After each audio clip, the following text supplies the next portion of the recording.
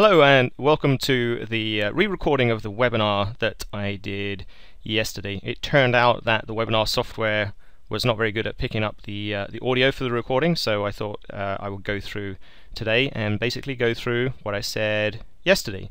So today is Saturday, yesterday was Friday. Markets have, at the time I did the webinar yesterday, the markets had just closed and we were able to get data updates using intraday data, even though our HDSI update had not come down yet. So that's something that I'll show today, even though it is Saturday and I could actually get full end of day data. But anyway, before we sort of get into that, what I wanted to do was present my little disclaimer. Basically, I'm not an investment advisor and I'm definitely not recommending any stocks or any strategies to trade. And I'm going to talk a bit about backtesting, and backtesting has certain limitations. All trading involves risk, and you need to do your own due diligence before you place any trades. This is really just an educational webinar, but my goal for you for this webinar is to get you up and running. This is basically a getting started with EdgeRater webinar, and it's a result of the trip that I just completed through Southern California. There was a seminar in Orange County with George Lee and Jeffrey and others, and there was a seminar with Ian and Ron of HDSI in Palos Verdes. That was just last weekend, and I drove down there from Seattle. Took a it was like a 3-week trip. It took a little while to get down there. I saw some nice things along the way, and then travel back. I just got back this week, so I promised when I was there, and I met talked to quite a few people, but I promised that I would do a webinar when I returned to give more information about EdgeRater. And in each of those seminars I presented slightly different things, and so I want to kind of bring that all together here in this webinar. So my goal for you is that at the end of this webinar you'll be able to install EdgeRater Pro Unleashed trial version. This is a getting started webinar, so I'm just going to go through everything you need to get up and running and run a scan. Just, you know, at the end of this, what I expect you to do is download the trial, update your list of weekly options with end of day data, run a squeeze scan, and I chose the squeeze scan because that was something that was a common theme in both weekends. You'll be able to choose a chart layout, so you can look at stocks that are meeting the squeeze breakout criteria, and you'll be able to flick through a list of all charts of all the stocks that meet the squeeze breakout criteria as of Friday.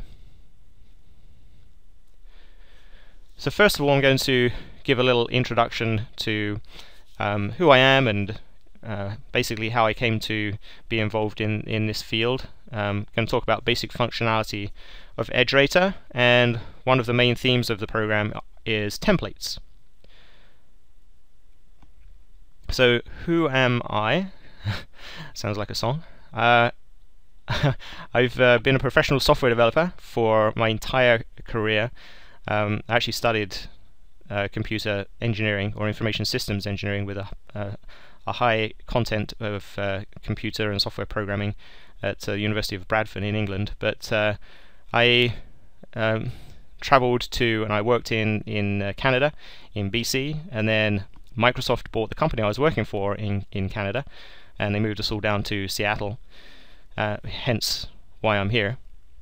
But I left Microsoft in 2007 and I worked on a program because I was very interested in trading, and I had a certain idea about trading that I wanted to explore, and there wasn't really any software that would let me do that. So I decided to leave and work on this software myself, and after 2 years it actually became a final product, and I released it in 2009. And along the way there have been other products, one other product actually, the ETF Trading Bandit. I'll talk a little bit about that. So today there are 2 products that I have for sale, and there's the ETF Trading Bandit and EdgeRater Pro Unleashed. And EdgeRater Pro Unleashed has everything, including the ETF Trading Bandit software, including that functionality, it's all inside EdgeRater Pro Unleashed. So, but ETF Training Bandit is something that is useful if you don't want to get the full program. I'll talk a bit about that. So I mentioned that while I was in Orange County, I mentioned that at Microsoft you get, if you've been there for a number of years, I think the first award you get is your 5-year service award, and I was just there 5 years, and I mentioned in Orange County that you get this it's a pretty nice looking prism, I guess, prism type structure, as you can see on the left here, and it's about 10 inches high. Now if you're there for 10 years you get the next level up. That's like an even bigger one. That's probably like 15 inches high. But I actually saw in one of the buildings somebody actually had a 25-year award, and man, this thing was huge.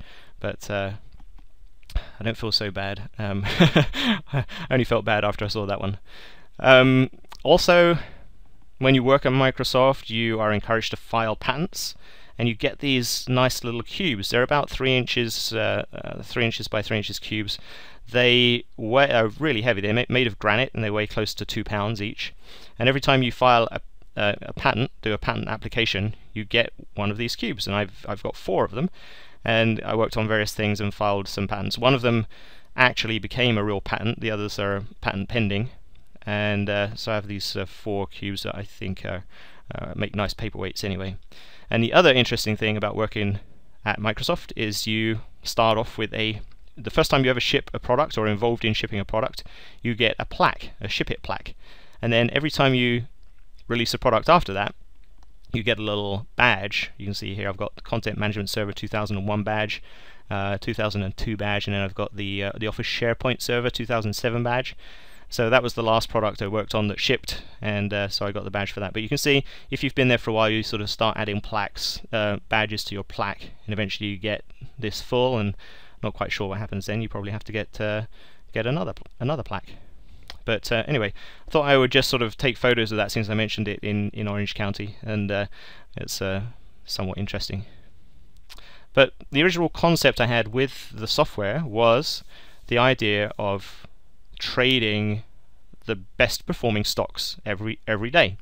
I wanted to know what would happen if at the end of each day I purchased the day's 10 biggest gainers and sold them the next day. There wasn't really any software that would show me that, and so I set about developing a piece of software for that purpose. And the problem with other software packages not being able to show me that is that you need to have a relative strength approach, i.e. you need to compare stocks to each other, not just a pure percentage gain in a stock. The requirement is that it just needs to be among the 10 biggest gainers of that day. And I also wanted to be able to see historical trades on a chart. So here is the 2 versions of that system. So I said buy the 10 best gainers on one day and sell them the next day, but there's a couple of options here, and you can take a guess at which one is best. Option number 1, buy at the close of the day that they are the 10 best stocks. Buy them at the close, sell them at the next open. So option number 1, you're basically holding overnight only, and if this system makes money, you're making money through gap ups. Okay. Option number 2 is wait until the following open and then purchase it and sell at that close. So you hold them in that case just for one day and with no overnight holds. And the parameters that I'm using here, I'm going to show you a couple of charts of these options. The parameters I'm using are the universe of all Amex, NYSE, and Nasdaq stocks with close prices between $1 and 10, with a volume requirement of more than 300,000 shares traded per day, average volume. And my time frame is from January the 1st, 2013 to April 3rd, 2014. So you can take a guess at which one is better, and I think most people know by now because I've mentioned this a couple of times already. But here is option number 1. A nice looking lower left to upper right equity curve. Very hard to find equity curves that look like this with any trading system, but here it is. And the parameters that I set for this in terms of money put into the system are that the system started with $10,000 and every trade was a $1,000 trade. So there were only ever 10 trades open at one time. You'll see at the bottom here the open positions actually goes up to 20. Reason is that it counts the fact that you sell in the morning and then you buy your next set in the at the close. There are actually 20 positions that you've had open that day. So this open positions at the bottom here goes up to 20. But in reality, there's only ever 10 positions you have open at one time. So the total exposure per day is $10,000. Even when the system is making money, it doesn't put any more money into each trade. And this is the chart. And it ended up from January the 1st, 2013, until Thursday, 2 days ago, with a profit of $20,000. That's 200% gain in this system. And as you can see, that recently it has gotten a little more wild with movement, but it still has this general move up. And since I presented this last October in Orange County, that was the first time I mentioned it, and then I mentioned it again in Palos Verdes. Since then, well, then it was up just about 100%. You see at this point right here. It's gone on and continued to do very well. And I decided that I would start trading a variation of this system in January this year because it's pretty easy to trade. I can do a quick scan in EdgeRater for those stocks at the end of the day. Takes about, well, I've got it down to about 5 minutes work per day. And so I'm just trading a couple of stocks, not with big money, but just because the system looks somewhat interesting, and I don't have a lot of time to do other kinds of trading because I'm mainly working on software the whole day. So this really suits me. And when I started trading this, the first few weeks were actually good, as you can see here. This little up move here was good. Then we went into a period of drawdown in this system. And so we gained some. We came back down to where we started, and this actually was what I found within my real account too. This same thing happened, and then we had this nice move up here. And recently, it has been coming down. Now fortunately, I guess, I was traveling at this time, so I didn't experience this down move because I wasn't around at the market close or the following open. So I decided to just not be trading at that time, so I didn't have this little down move in this system. But I also didn't get this big up move here, and the reason for that is somewhat interesting in that the stock that gave this huge move was basically 100% gain in the stock. So if you put $1,000 into it, you would have made $1,000 extra dollars just by holding overnight. It was 100% gain. But I tried to make the purchase of that stock about 5 minutes prior to the close. I put my order in at the ask price, and it sat there, and it just wasn't being taken. So I thought that seemed a little bit weird, and I didn't really know the reason for that. So I decided to just move on, and I cancelled the order and put the order on into another stock. But somebody knew something, because the following morning this thing was up 100%. So somebody knew not to take my order here, which is a little bit concerning. I guess if I'd have put a market order in, I probably would have got it, but who knows what would have happened there about the fill. But anyway, certain things to be aware of if you're thinking about trading this. And as I said, I'm not recommending anybody do this. This is just educational. Now, the other system, say you were going to do the opposite, and you were going to buy the next open and sell at the close of that day. This is how the equity would look if you started with $10,000 and you kept putting $1,000 per trade, and even when you got down to zero in your account, you kept putting $1,000 in, so you kept adding to your account. You would have ended up losing $30,000. So the downside is even worse than the gain on the upside. It's a $10,000 worse. So it's a 300% loss. So just a note, and also I've found that even if I'm not choosing the biggest gaining stocks, if you just run this test on a universe of random stocks, holding overnight tends to have a better performance than holding intraday. So to me, this means the takeaway is that it's really hard to make money by trading intraday because you're fighting this this thing here. If you're trading on the short side, I think you have more of an advantage here if you're trading intraday. And the other thing is, if you're trading options intraday, not only are you fighting, and you're on the long side, not only are you fighting this down side here, you're also fighting time decay. So you've got a really hard way to make money trading options intraday on the long side.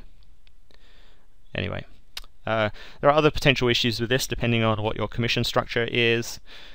The liquidity of stocks will have an effect. These are low price stocks, and some of them, even though I did the scan over stocks that have 300,000 shares on average traded, the problem with that is that on the days that they become the biggest gainer for that day, the volume spike is huge, and it swamps the previous volume. So it turns out that if the previous volumes were only, say, 100,000 shares, on the day that it becomes the biggest gainer, it may have 2 million shares traded, and it just makes the average 300,000, and so it makes it into the scan. So you could have liquidity problems getting out. Getting in is probably going to be okay because on that day there's a lot of shares traded, but getting out you could have a problem.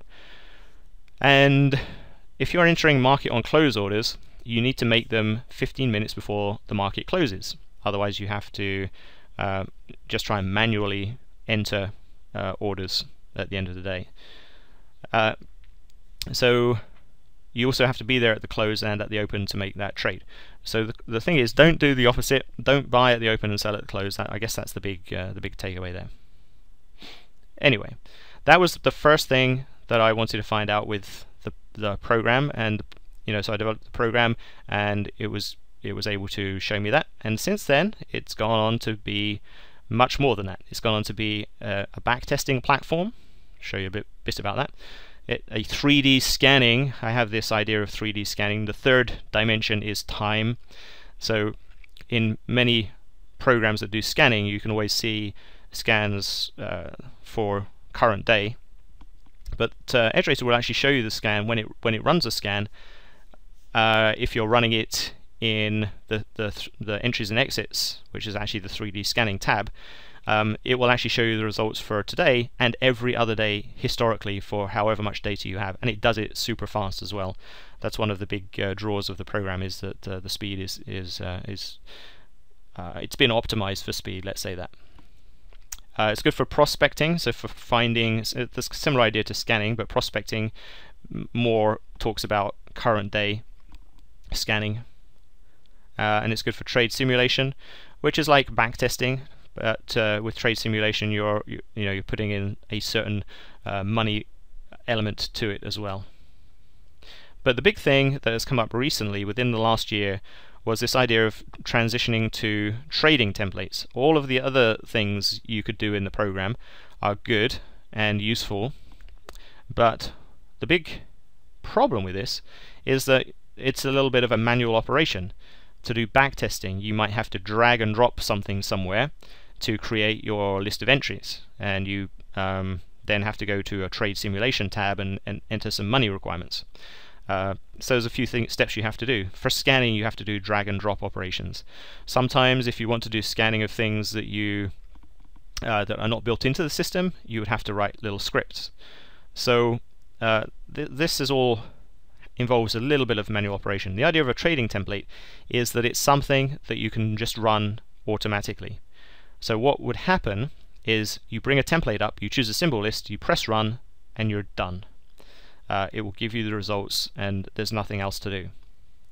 Now, a trading template can encapsulate ideas, systems, and scans from the experts, and I have worked with people like here's Morales and Catcher, Gil Morales and Chris Catcher. I have a couple of templates that encapsulate some of their trading ideas. I've worked with very closely with Ron Brown, Ian Woodward of HGSI, and Jeffrey Scott. And recently I've worked with George Lee, have a squeeze template, and even more recently than that I've worked with Sue MacD. Many people know Sue was at the Orange County meeting, and that was on MacD divergence trading. So that's kind of some of the people I've worked with and produced templates for. Types of templates could be, as I said before, they automate some of the processes, so you can do trade simulation. Now, one of the biggest trade simulation template areas is in following the Connors strategy guides. If you don't know what they are, on the right hand side there's a list of the guides up here, and these are all guides that have been written by Larry Connors and Cesar Alvarez and Matt Ratke in some cases, but they've written and published these. You can buy them on Amazon for about $50 per guide, and here's Amazon. So you can do a search for Larry Connors and you'll find things like the High Probability ETF Trading Guide, 7 professional strategies to improve your ETF trading. So each one of those strategies has exact technical rules for buying and selling. And there are 7 of them, and they are on the long and the short side. So that is basically what I implemented with ETF Trading Bandit, and it's also a template that you can run within EdgeRater Pro Unleashed, and it will show you the buy, the hold, and the sell signals. Just a simple system. You run it on a list of stocks. They were tested on a list of 20 ETFs, so you can run it just on those 20 ETFs and trade those every day using those systems. And they also have in here other strategy guides, 2-period RSI pullback trading strategy, the trading leveraged ETFs with Connors RSI, different strategies here. And so I've implemented probably 80% of those guides. As I said, each guide you can buy on Amazon. I think that you can get the Kindle download, I think I saw, for I think the Kindle download for some of those books is a lot cheaper than the $50. But anyway, you can research that if you're interested in those types of strategies. So I also have signals generated from Morales Casher, George Lee Sue. I talked about that already, and a whole group of templates that I've worked on with Ian and Ron of HGSI. And when in Palos Verdes just last weekend, Ian and I did a presentation, and Ian went through pretty much all of the templates that we had worked on together, the %B buckets, the Hindenburg Omen. He talked about US market summary template.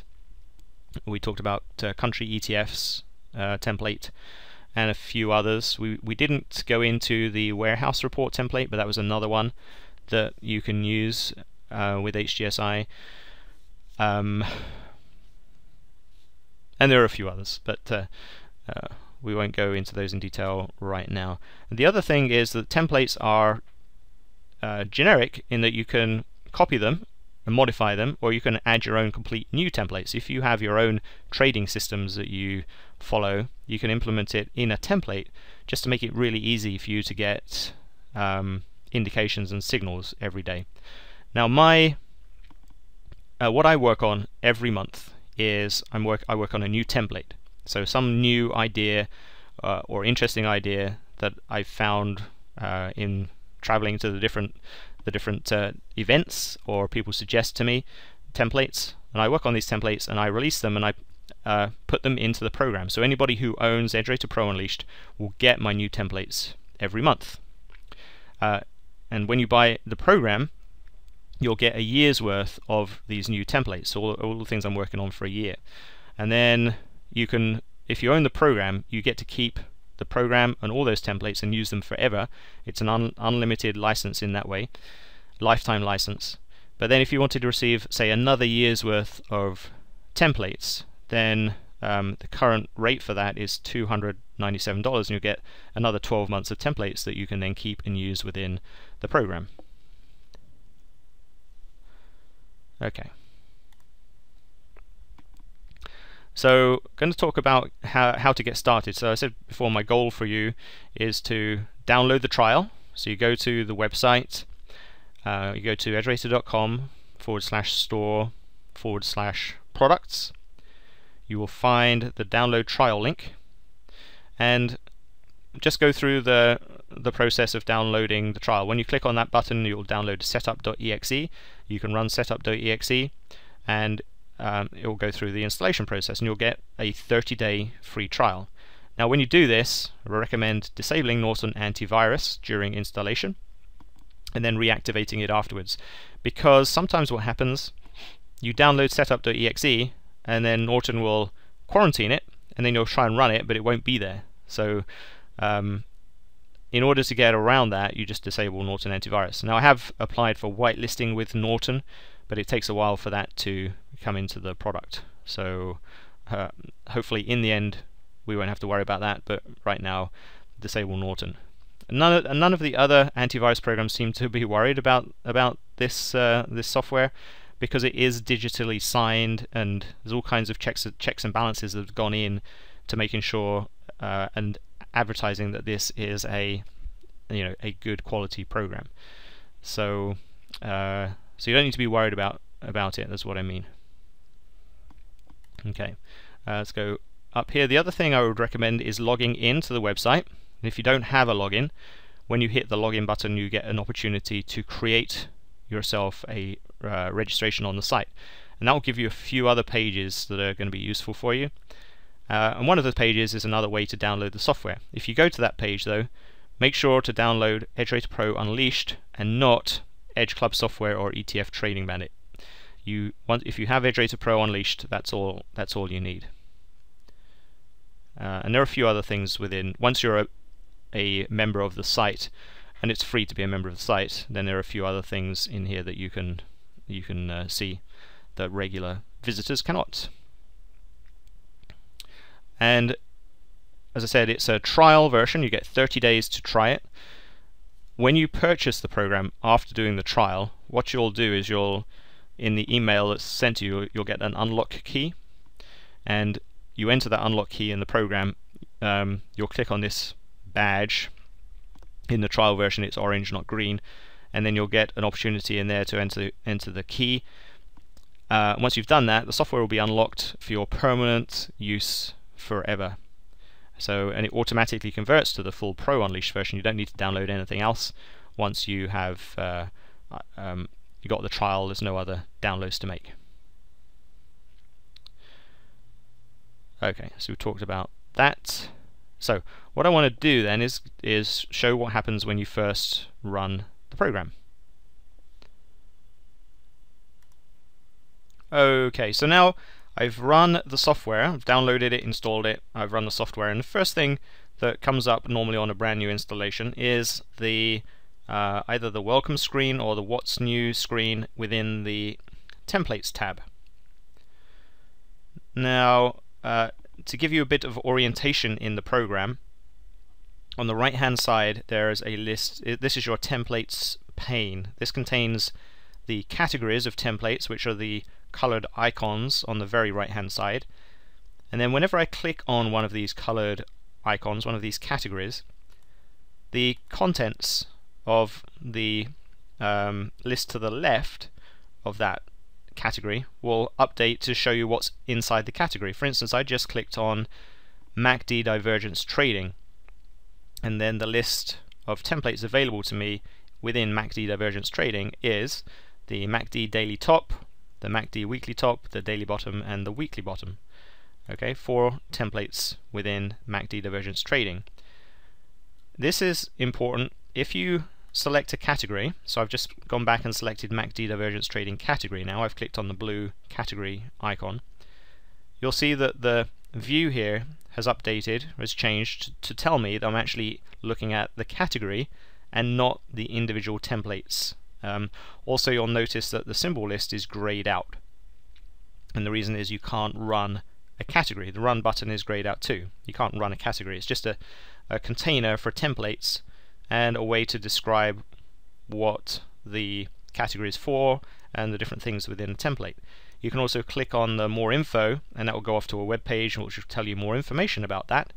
And if there's any video help, you can click on video help. There's not video help for every category, but for some of them there is a video file on YouTube. For instance, the George Lee category, we did a video together, and that's out on YouTube. And over time, there'll be more and more videos linked in here. So that's the thing to bear in mind. If you want to find out what's new in the software, click on the new this month category, and you'll see. And these might not be in order. It's just on my system they are in order because I like to keep them that way. And actually, to reorder any item, so you can reorder templates within a category. For instance, if I wanted to put February 2014 above March, I just drag it and drop it, and then it will always stay there. And if I want to reorder categories themselves, so I want to have at the top of my category list the things that I work with frequently, so then I would just drag them up to the top of the list. So for instance, if I work mainly with HGSI category, I would drag it, so I'm clicking on it, dragging it up to above MACD divergence trading, and now that's the first one in my list. And then the things at the bottom of the list are things that I might use less frequently. Okay, so you can always order things the way you want to have them. Alright, so and as I said, you can see what's been delivered new for the month. So I've clicked on March 2014, and you see that the Code Red template, the Morales Catcher Code Red template, was introduced along with the high jump template for HGSI for use with HGSI software that works with the NASDAQ index. And then in February, I released the Code Blue template, and you can see there were a couple of bug fixes there too.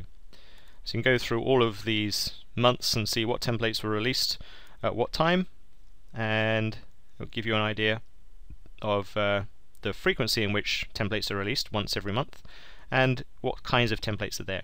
And then if you ever get a download, an automatic update, you can come into the what's new and just see what that download contained. Okay, so I already said that I'm going to click on George Lee now. See George Lee's category there. It's got a picture of George with his Canadian hat, and I'll click on now the Daily Signals template.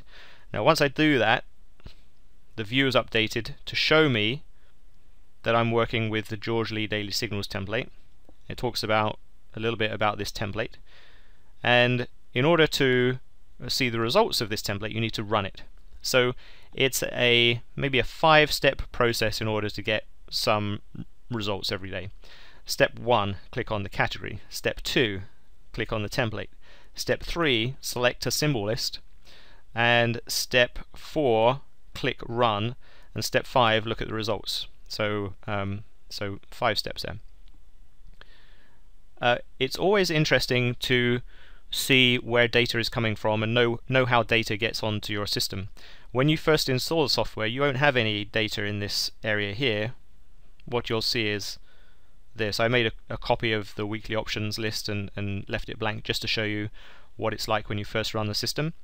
But it's because there is no data yet downloaded for this list, this area is blank, even though the list itself contains symbols. And you can see that if you click on the edit icon. Here are the list of symbols for this particular list, but there's no data. If I look in the data snapshot tab, you'll see that there are symbols in the list, but there's no data in the snapshot. And whenever I talk about a snapshot, it's really I'm talking about the backing data for that particular list. Each list has its own set of backing data, and each list can get its data from a different data provider if necessary. So you could have one list getting weekly options. These are stocks that have weekly options associated with them. So you could have one list getting that information from HGSI. If you have HGSI, you could have another list getting that information from Yahoo. Everybody has access to Yahoo. I'm not sure why you'd want to get the information from both places, but it's possible. You know, potentially maybe maybe one day Yahoo is not updating, so you switch to get it from HDSI, or the other way around. So it just gives a little more flexibility. Now you also should set a default data provider, and that's in the home area on the top of the program, the menu home. And if you look under data providers, you'll see the different options where you can get data from. Now I have HDSI, and many people at the seminars had HDSI as well. So if you have HDSI on your system, check the checkbox which says default for HDSI. What that means is anytime you create a new symbol list, by default it's going to be associated with the HDSI data provider. And you can go in and override that for individual symbol lists, but it's just a kind of a global default setting for all lists unless they've been overridden. If you don't have HDSI, then when the program is delivered, it's also like this. It will have Yahoo set as your default provider, and that's the reason is everybody has access to Yahoo data, because if you have a connection to the internet, you can get the Yahoo data for free. And then if you have Metastock files, which you may have got some service that you're paying for data, and normally they download in Metastock format. And then you would select Metastock, you'd choose where that Metastock data is, or you'd select the location of that Metastock data over here, and then whenever you have a symbol list associated with Metastock, it's going to get data from that location. And the same with ASCII files too. Okay, but for me, I have it set to HDSI. For this webinar, I'll set it to Yahoo, because then everybody has access to this and everyone will be on the same page. So let me click OK here. So that's the global setting. But what I said was that every individual list has its own setting. And to find out what the list is set to, where it's going to get its data from, just click on this little pencil icon, which is Edit the List. And this gives you an option to enter more symbols if you want. It tells you what the data provider is. It's currently HDSI, but I'm going to set this to be Yahoo. Don't have any data associated with it now, and my data update options are I'm getting the most recent 2 years worth of data. And I'm going to hit the update, and because I've set this to Yahoo now, it's going to take longer than it would if it was set to HDSI. So let me just hit that, and you'll see the progress bar at the bottom. Whenever you do something in the program, look at the bottom left. There's always a progress bar here telling you how far along it is in that process. So rather than you just sitting and wondering what's happening, this is telling you. It's going out, it's building the snapshot of data, these are the symbols it's fetching, and it's going out to Yahoo to fetch that data. When it's done, it then will tell you the snapshot range. So it's got data from April 2012 to April 2014, because we set the update options to be 2 years worth of data. And you can set that for any amount of data, and you can even change to have a specific date range. So if you were doing a particular backtest on data from a certain time frame, certain start date to an end date, you could just fetch data for that range, and then that's all you'd be working with. So that's an option there. But for general work, and by default, it's set to fetch the most recent 2 years.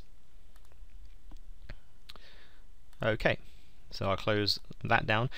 You don't have to open this dialog to update the data. There's a button right here, End of Day Update. And when you hit that, you are fetching end of day data.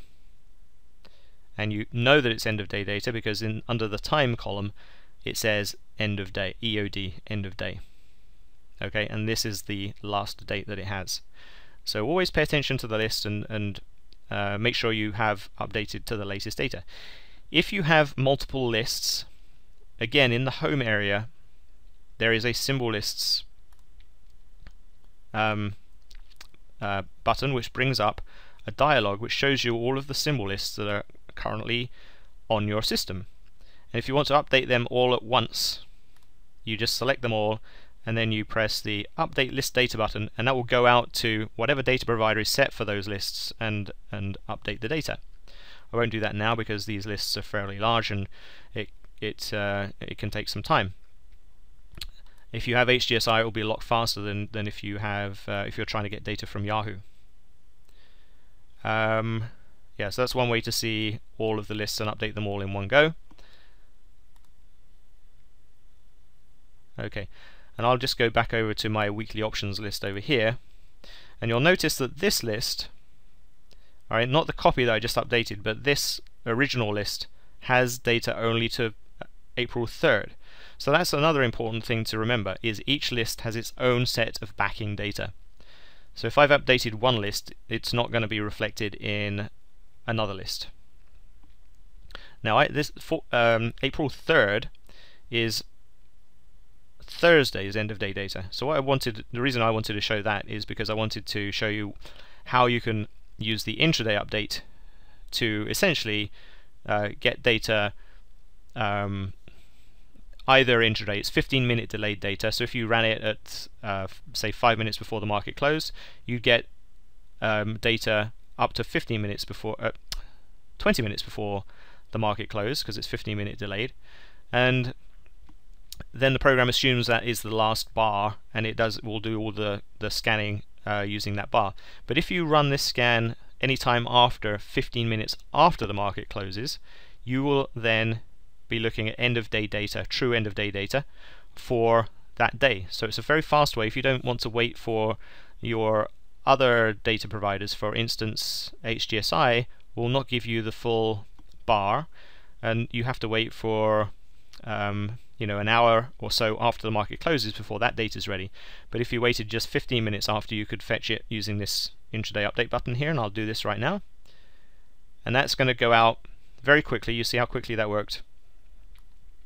Because all it's doing, there's only 310 stocks in this list, but all it's doing is for every single stock, it's fetching the open, high, low, close, and volume information for the last bar only. And it batches the requests together. If anyone knows anything about getting data on the internet, that it's very expensive to set up a request and get the response, and if you do that once per symbol, then you've got 300 requests and response, and the overhead is pretty high. But it will batch all of these together, and you know, it's able to do a lot at one time. So that's how it ends up being very fast to fetch intraday data. And then you'll see that the date has changed to April 4th, which was yesterday, but now the time field is set. It doesn't say end of day, it actually says the actual time that this bar represents. And most of these are 1600 hours, which is when the market closed, so you know you have essentially an end of day bar there. Alright, so once you've got your data, you would then run this template by basically you go to the templates menu up here and you hit run. So, and I'll do that right now. You'll see what happens. So now the steps that I made, just remember what they were.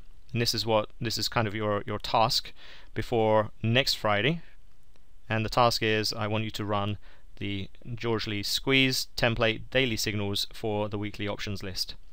So just remember the steps. Select George Lee, select daily signals, select weekly options, update weekly options, and then hit run. And you have got the signals. And I'm going to show you a couple of navigation tricks in the program. These panes, they're called panes, not windows, but they're just panes on the side of the screen, are auto hideable. And they have this little pin. If you check the pin, or you know, the pin now becomes a horizontal pin, and if you move away from that pane, it collapses into the side of the screen. Gives you a bit more real estate to work with. The same with templates. It's got this little pin. I can auto hide it. It becomes a horizontal pin. Now if I move my cursor away from there, it collapses to the side as well. Some people get a little confused with this, and to pin it back, by the way, you just hover over the tab where it says symbol lists, and it will pop right out, and then click on the dock, and it now becomes a permanently docked on the side. And you could do that whole process again. But some people get confused because they've ended up double clicking,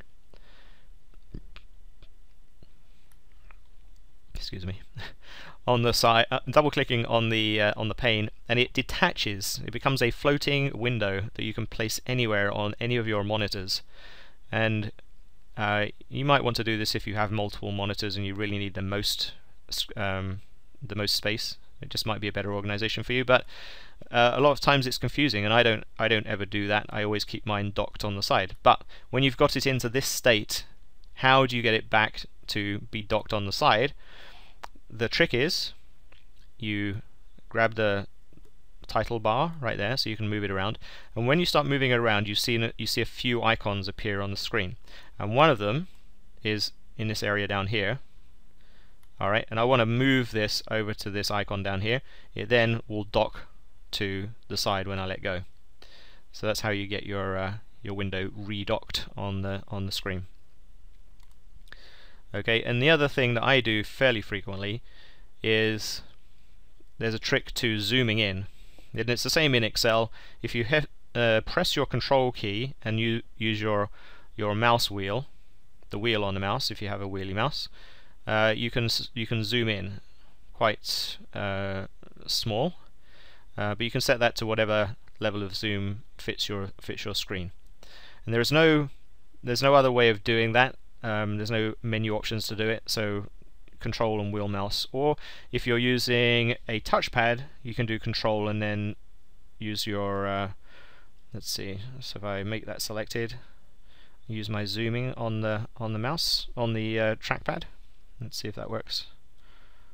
I don't really use a trackpad for that. It should work though. Let's see.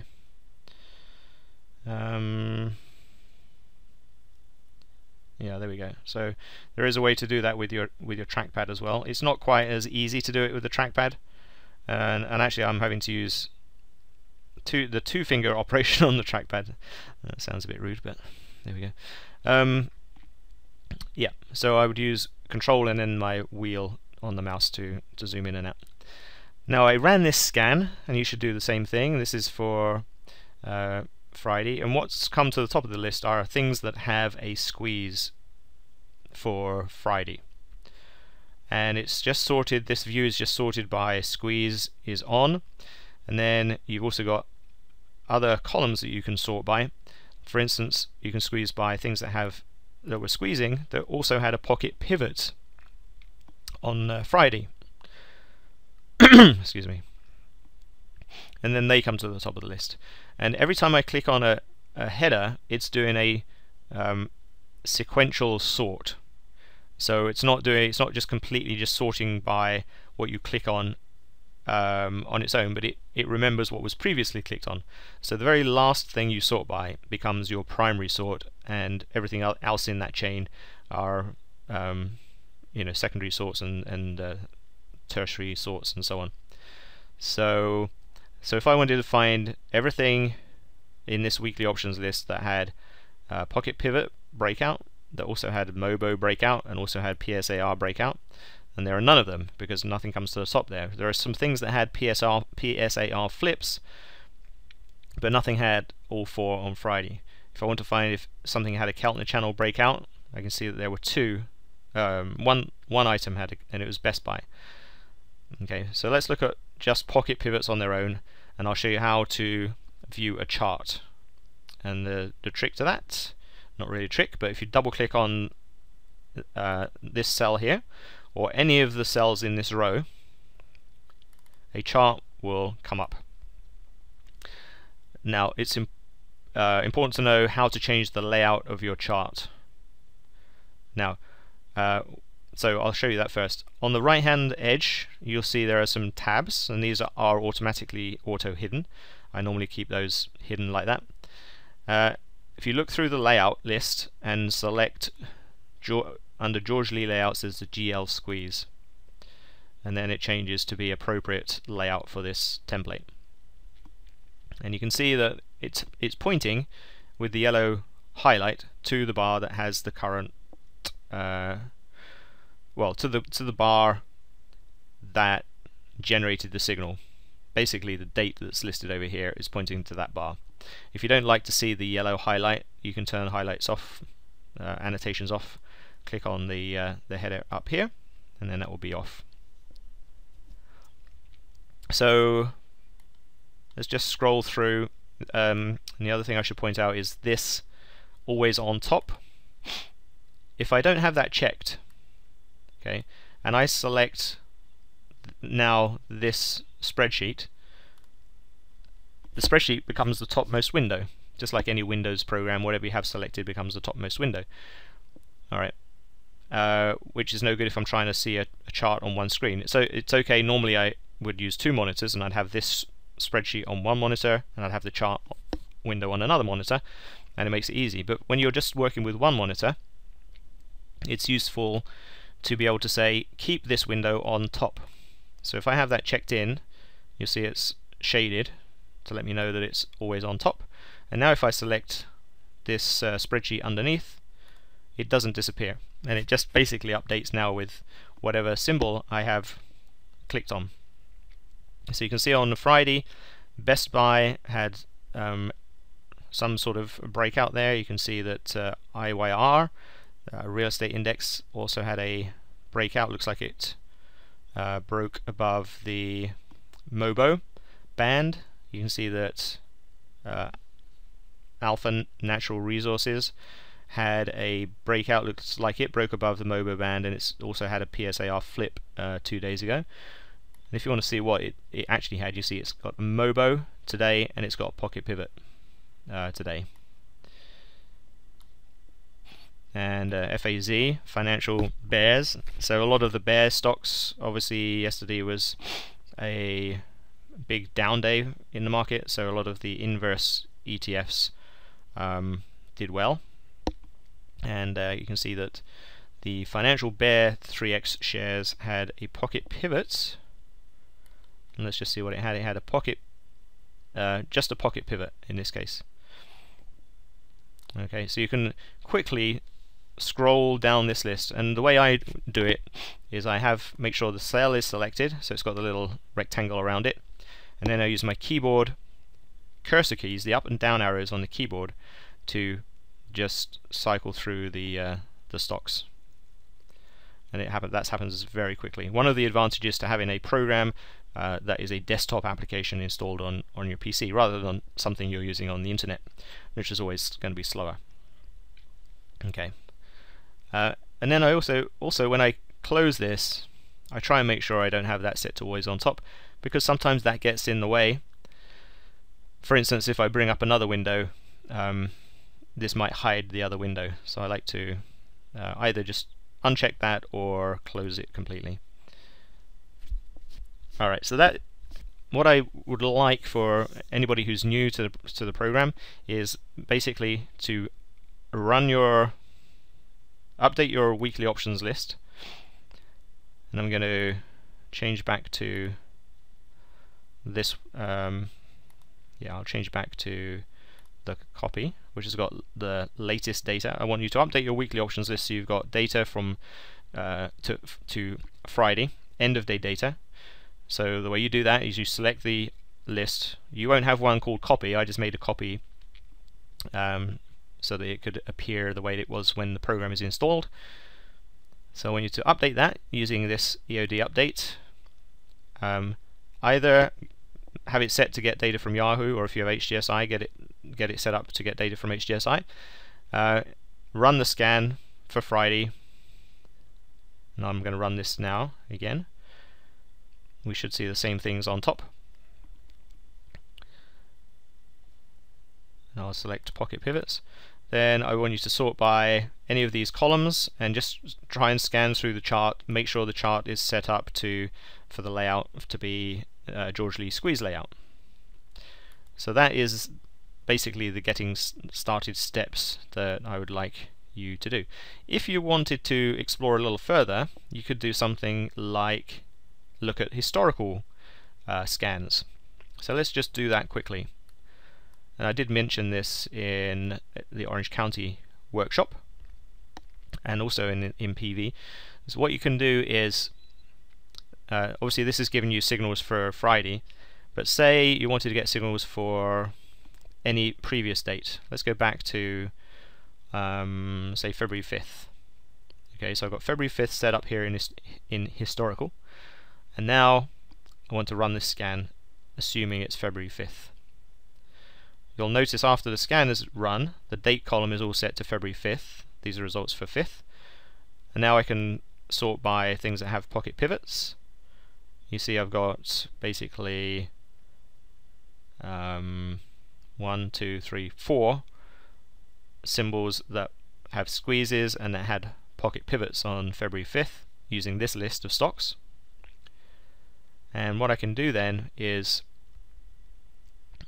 see what they look like. Now I'm on a historical date. This annotation is more useful. If I click on Show Annotations, right, and I also click on Make sure this is always on top.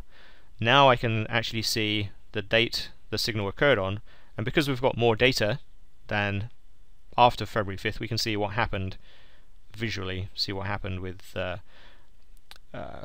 after that signal occurred. Then the signal occurred here because it happened to be a pocket pivot. Volume is greater than previous 10 days down volume. Pocket pivot breakout from a squeeze. The next one, GMCR, happened to be a pocket pivot breakout from a squeeze. If you bought it on the end of that day, you'd have had this this nice gap here. So that would have been a great trade to make. P had a pocket pivot breakout. Didn't fare so well the day after. Excuse me. But it did come back. But anyway, I mean, it's just a way of showing you how to look at these signals historically. And you can look at Vale or Valet, or I don't know how you would pronounce that, and see what happened there. So that's how you would do historical scans. Once you've done a historical scan like that, you could do something like show me each of these 4 stocks. I'll select them. You see, to select something, it's just like in Excel. You would click and drag to put a box around what you're interested in, and then I could say add this to a list of entries. Click. And now behind the scenes, what it's done is add those 4 stocks with that date to this list of entry signals here, and I can then use this list of entry signals for a trade simulation. I can say, oh, simulate now, and this has got a previous one in there, so the first time you do this it will be blank, but you can say take a long trade on the close of that bar, hold for 10 bars, and sell on the close of the 10th bar, and hit run, and look at the trade list, and you've got each of those trades now pointed out with the entry price, symbol, entry date, exit price, number of shares traded. That all depends on your settings down in portfolio rules, and I have set in $1,000 per trade. That's how it works out the number of shares traded based on the entry price. And you can see the reason that it exited the trade was a hold period of 10 days. And here you can see the profit and loss percent. And one thing that's very interesting to see here, that it's hard to actually find this information anywhere else, I'm surprised, but the MFE and MAE percent, that stands for maximum favorable excursion and a maximum adverse excursion. So I'll show you what I mean here graphically on the chart. If I double click on this, now I'm looking at a trade list. I've got the entry and the exit highlighted.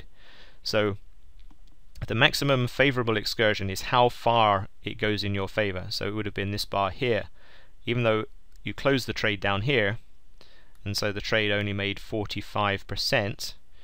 At one point in the trade it was up 51%, and it was never in an adverse, it never went against you. So this was a very easy trade to hold, particularly as it happened overnight.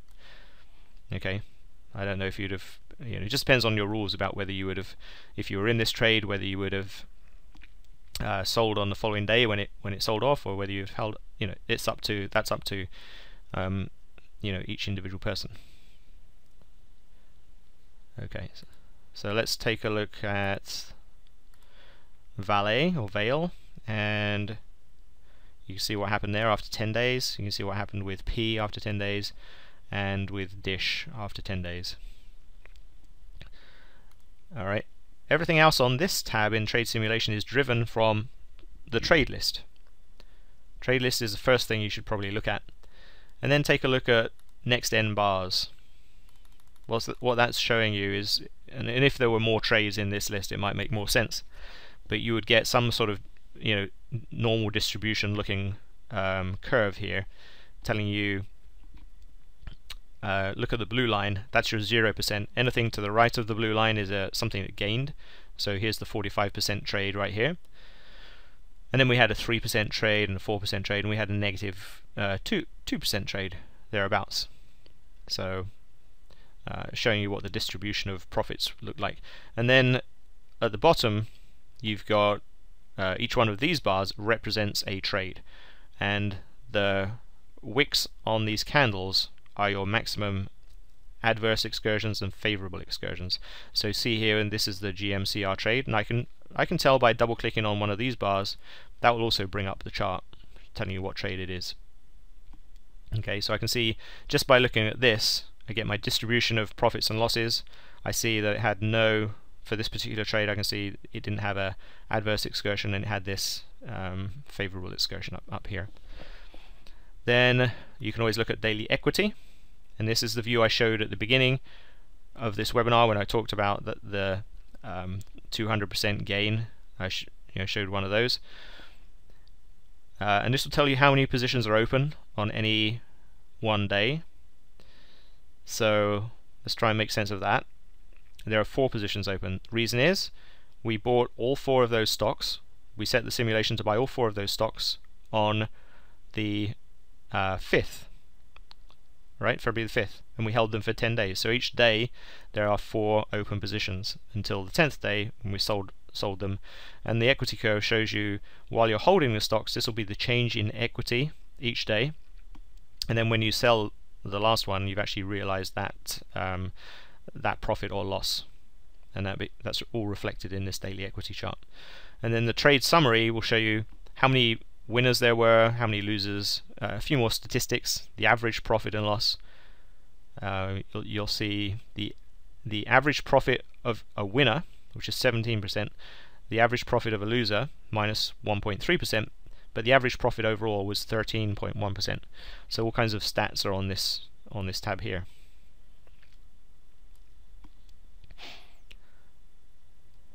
Okay.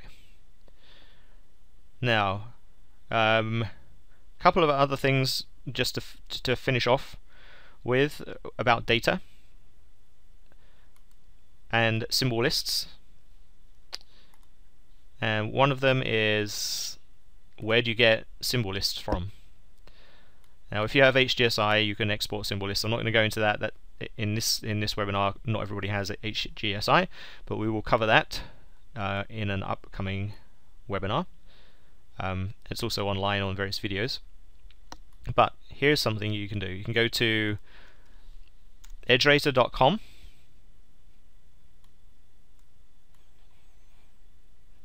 Alright, so I'm now looking at the EdgeRater website. And by the way, the first page of the website is just got a little promotion on here for it's actually talking about the results of the ETF Trading Bandit. And every quarter I go through and I rerun the ETF Trading Bandit and produce a new report.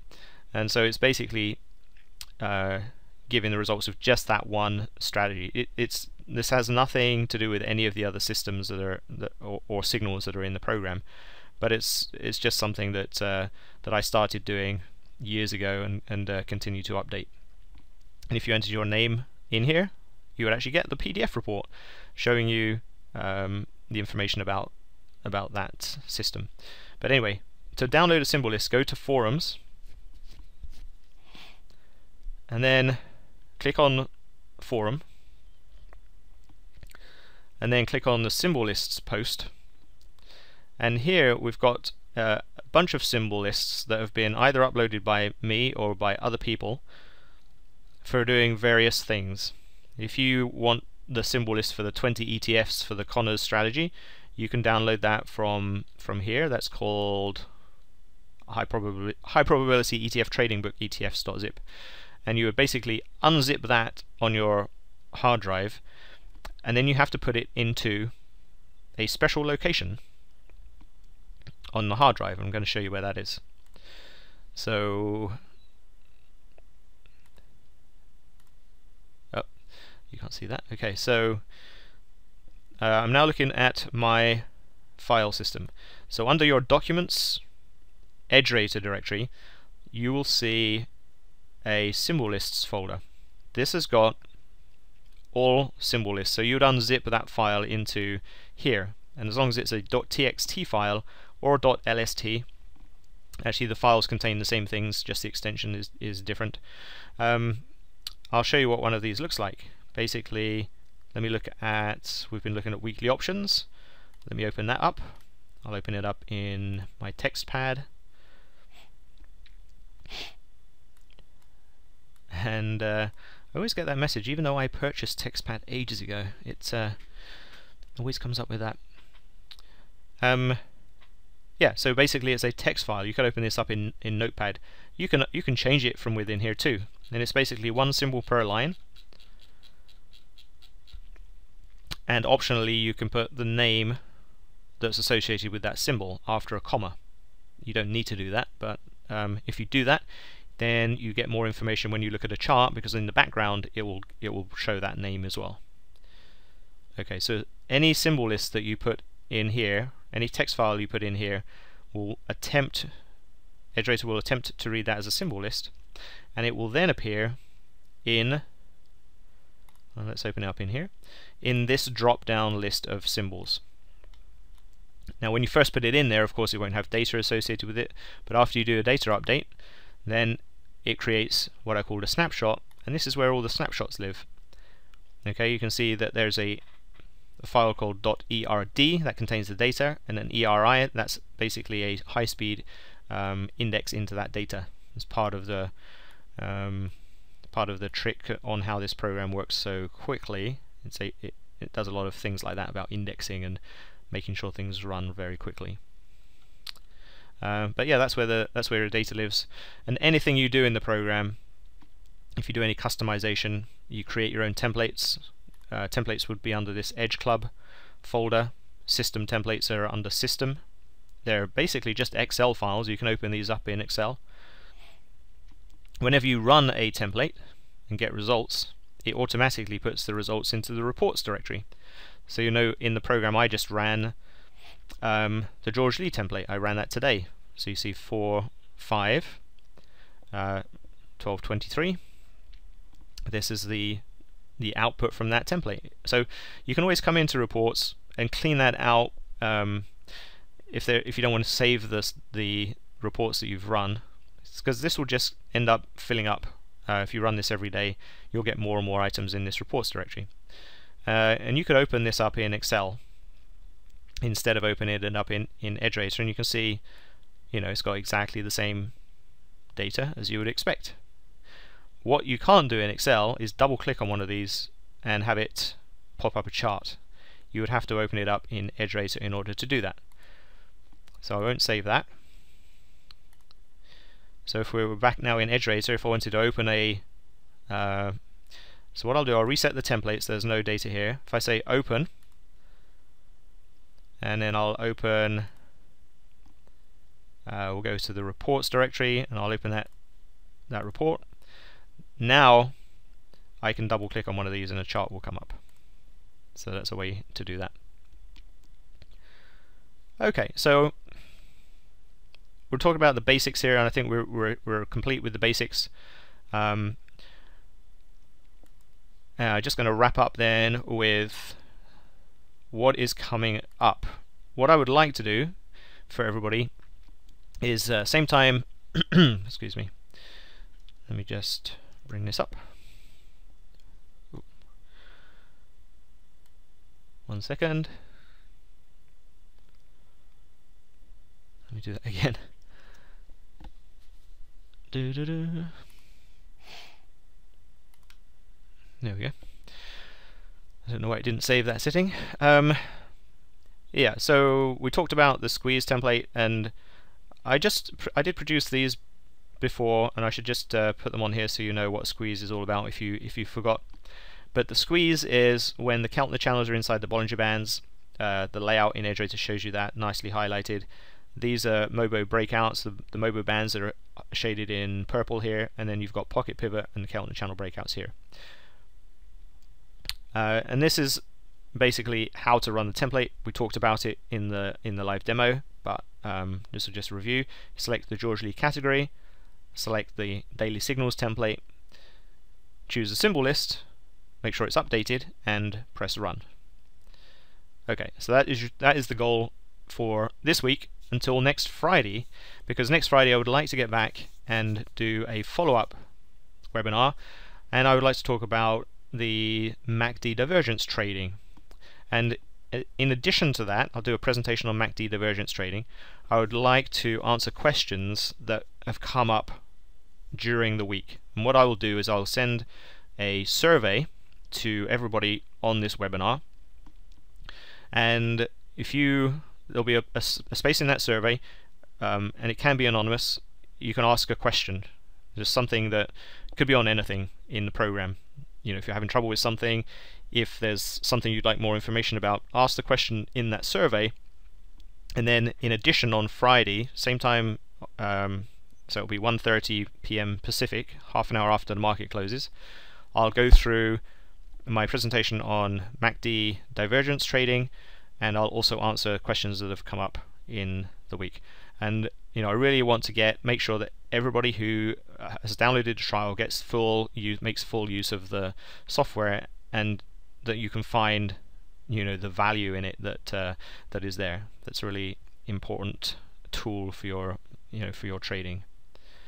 So that is that. Next steps: download the trial, locate the breakouts, and so yeah, I talked also about I mentioned at the seminars that there is a discount on pricing for EdgeRater Pro Unleashed for the permanent license product, and the permanent license product also comes with all existing templates. Everything that has been produced so far to date in terms of templates, you know, all of the George Lee templates, the Morales-Katcher templates, the HGSI templates, the MACD trading, everything is included in that license. Plus the bonus, so it includes all templates, the bonus is you'll get the next 12 months of templates included as well.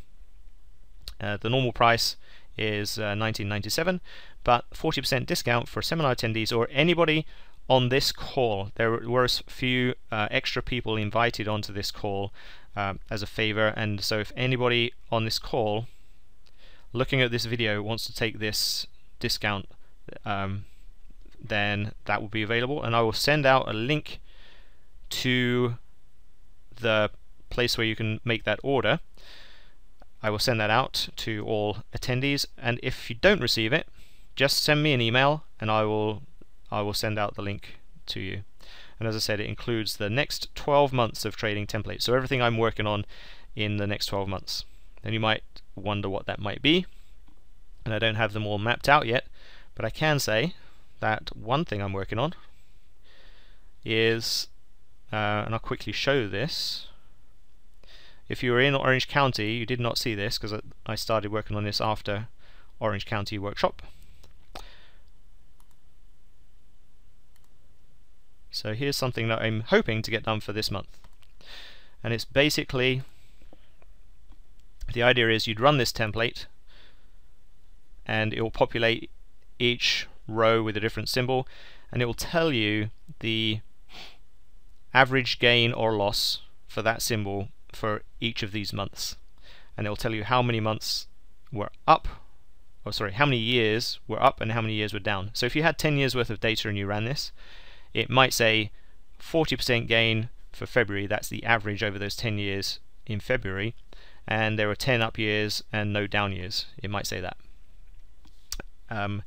So it will be a quick way to just see if there's any tendencies for the month for those stocks. Some stocks have you know, some kind of monthly tendencies, and you'd also be able to run this. I'm working on this will show you 1 month, but there's a couple of other tabs in here to show you the 2-month and the 3-month performance. So now we're in April, you might be interested in stocks that generally perform well in April, May and June. starting in April, going out 3 months. So you'd run the 3-month, this template, and it would give you the data for 1, 2, and 3 months, and it would then tell you on the 3-month tab the stocks that historically have performed best for April, May, and June.